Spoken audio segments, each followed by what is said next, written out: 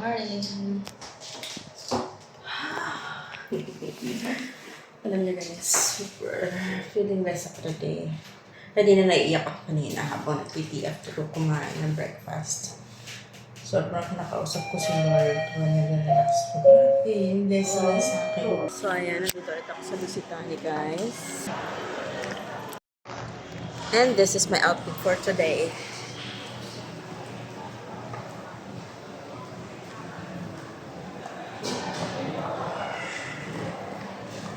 Thank you, TikTok. Kasi ang bilis dumating ng order ko. So, kapag gaya siya, hindi niya susuot ng bago. Sobrang sexy.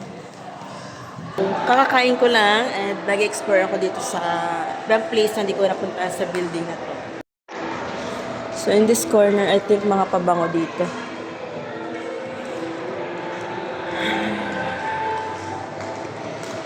Parlor siya. Parlor, guys. Parlor siya. Salon. Salon siya. Tapos dito may bilihan ng bag. Bilihan siya ng bag. Mahal to syempre. Manila watch. 20,000. Grabe. 480,000. Grabe. Mahal. Tapos may bag dyan. Ang gaganda. So, syempre, mag-picture-picture lang person gamit yung aking remote sa spot.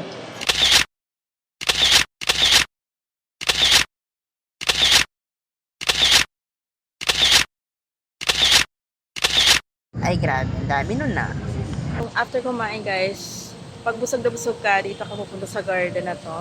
And doon kami kumain sa pantry ng Lusitani. Dito, kapag sobrang busog ka, parang gusto mo bumaba yung kinain mo, lakad-lakad ka muna rito.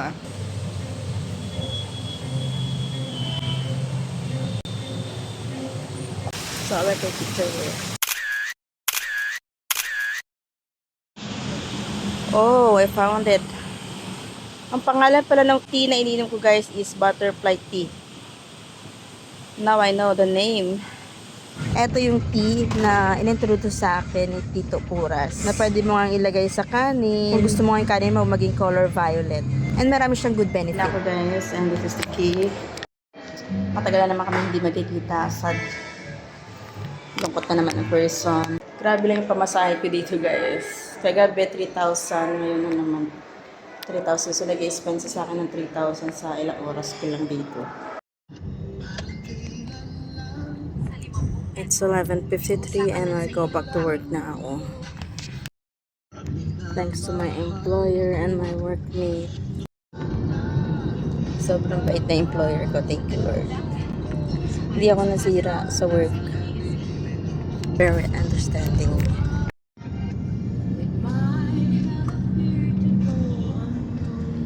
So, mag-a-adjust lang ng time. Yan, mabalik na tayo sa Pampanga. Traffic lang guys. Totoo nga talaga guys yung review about sa mga black guy na they are very masculine sa relationship. He is like may plan siya ngayon and then may next na naman.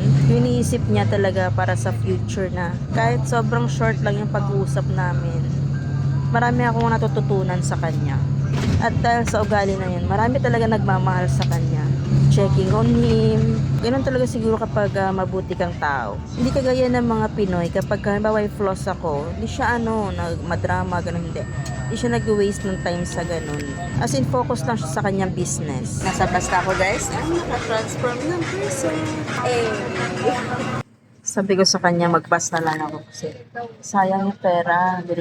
Sa 2,000 plus yun, sa book, ang pag-book pa lang, pakatulo ba pang, plus magbabayad pa ng toll fee. So, not practical. Sabi ko, magbasa na ako. Buti pinayagan niya ako. Pero pinakayo niya na sasakyan ko motor. Not safe daw. No daw pag motor. Alam mo yung from relationship na tinitipid ka to masagana. Ganon. Yung relationship na walang plan to may plano, na hindi mo naman hinihiling, siya lang mismo yun. Wala na akong binabanggit ng mga ganon. Siya na nagbabanggit ng ganon. Diba? So, iba ka Lord. Iba si Lord. Kaya ito lang yung masasabi ko. Kapag nasa relasyon ka na may confusion ka, magulo yung utak mo. No, no, no. Huwag mo sayangin yung oras mo dyan.